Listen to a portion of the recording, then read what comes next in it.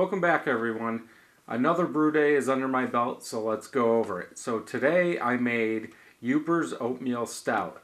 Now this recipe came from homebrewtalk.com. I will put a link down below to the actual forum post and you guys can look over it. She actually also did a write-up or an article for this, so you guys can read that too. I'll link to that. So to get into it, the grain bill. Again, as I said in one of my other brew day videos, I'm going to go over the percentage, not the weight or pounds that I used, because as we talked about, I feel everybody's system's a little bit different and the percentages are better to go by than the pounds. So to start off, we have Maris Otter at 64%. We have flaked oats at 8%.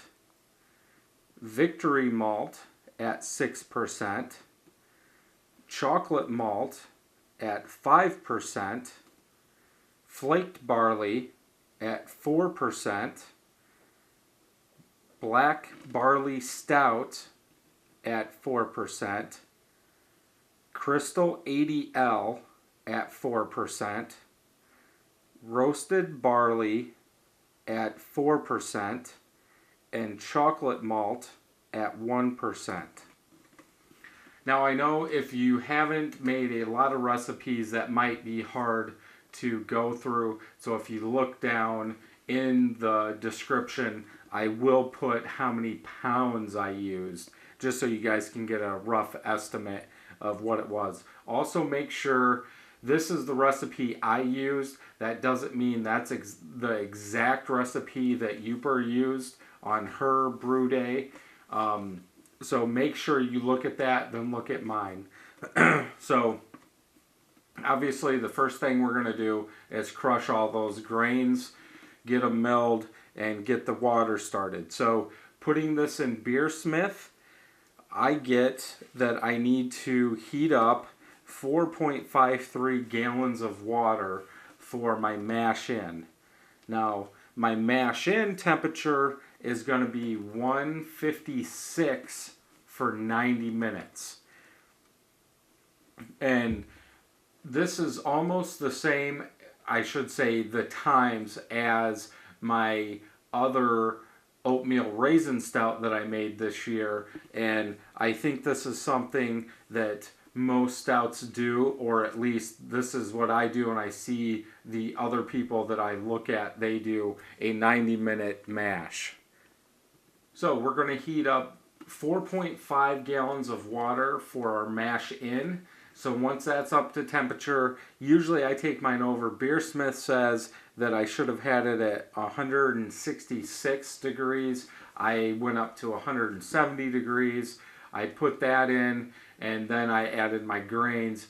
I would rather have it a little bit hotter than a little bit cooler, so that way if I do have to bring the temperature down, I can put some ice cubes in there instead of heating up more water to dump in there.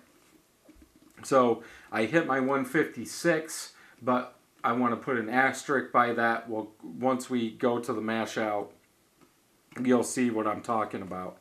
So once I did that, put the lid on it, we're set for 90 minutes because that's our mash out, or our mash in time to let it sit. So come back after the 90 minutes and I check it and it's 158.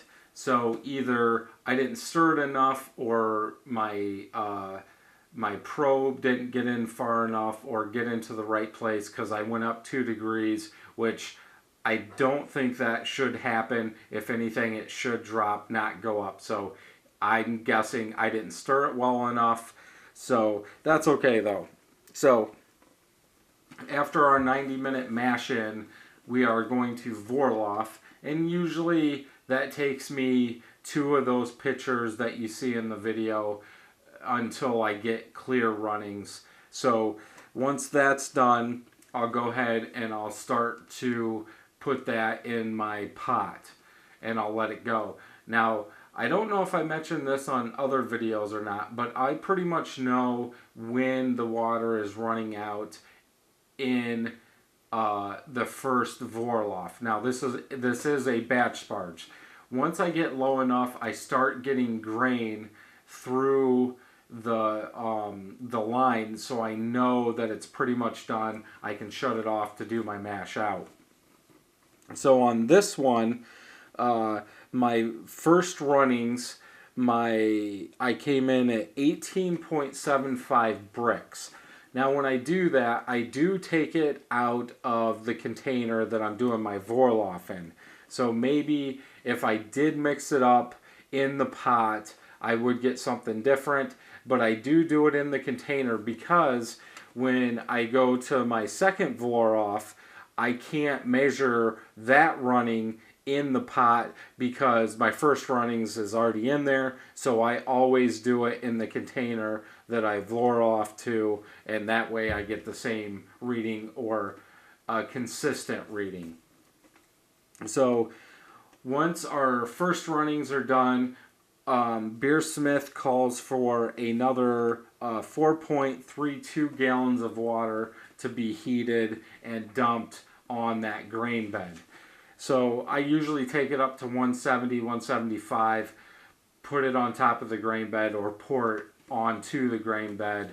Let it sit probably 2-3 minutes. I don't let it sit 10 minutes or 15 minutes at all. I start my vlor off because the time that's done, it's been 10-15 minutes, so we're good.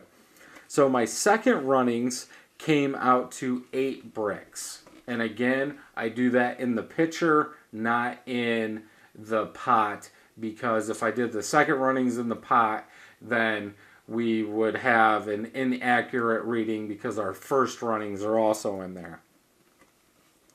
So pre-boil, I ended up with just a tiny bit more than 7 gallons of liquid.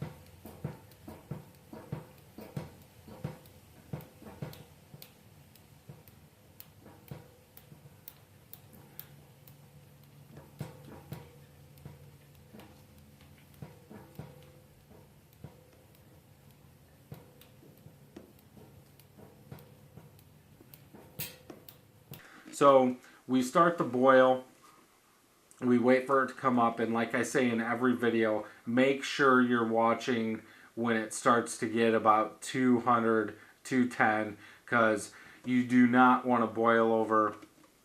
As you're seeing in this one, again, I do have to stir a lot to keep that from going over. One thing that you can use is firm cap, and obviously I brew a lot, so I have made another one since, and I can say the firm cap does work, and we'll go over that in the next one. But if you're not gonna use firm cap or something like that, make sure you have a water bottle or something with you to make sure you don't get a boil over. So once we reach our boil, our only hop addition is at 60 minutes of the boil, which this is a 60-minute boil. So we're going to add 2 ounces of Willemite, and the alpha on mine was 5.1% and the beta was 3.8%. If you're going to do a true recipe, you want to stick to those numbers, or go look at Homebrew Talk and see if Yooper does have the alpha and the beta, and try and follow that. Since I'm a home brewer and I know it makes a difference, but for me it's 2 ounces. Unless it's way out of the range, whatever the alpha and the beta is, I'm going to be fine with that. Pre-boil, I was at 7 gallons. I should have been a little bit more. My cool down, I had 5.25, so I was a quarter of a gallon off of what I should have. So I'm guessing if I did have that quarter of a gallon, I probably would have hit that original gravity on that. And so I transferred it into my carboy, and I actually let it sit for 21 days. I did use White Labs WLP 0007 yeast. I'm pretty sure there's 3 zeros. Nope, there's only 2. So WLP 007 yeast. Now, from what I read, that yeast is the same as WLP 002. It's just that it has a higher attenuation. It can supposedly attenuate a 10% ABV beer in 3 days no matter what. So I let it sit on that for 21 days, and I did transfer it to a secondary to settle and mature. I did take a gravity reading, but I'm not sure where I put it.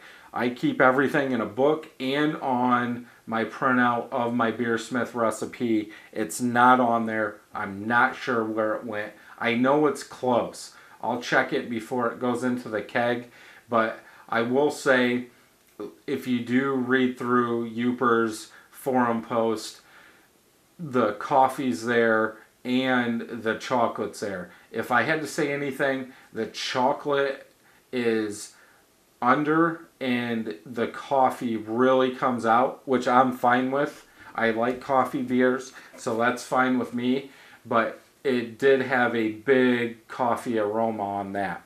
So that's the brew day that we had. Hopefully you guys enjoyed this. Leave a comment down below if you guys have any questions, and make sure you check out her forum post, and don't forget to subscribe and share if you haven't. And until next time, happy brewing.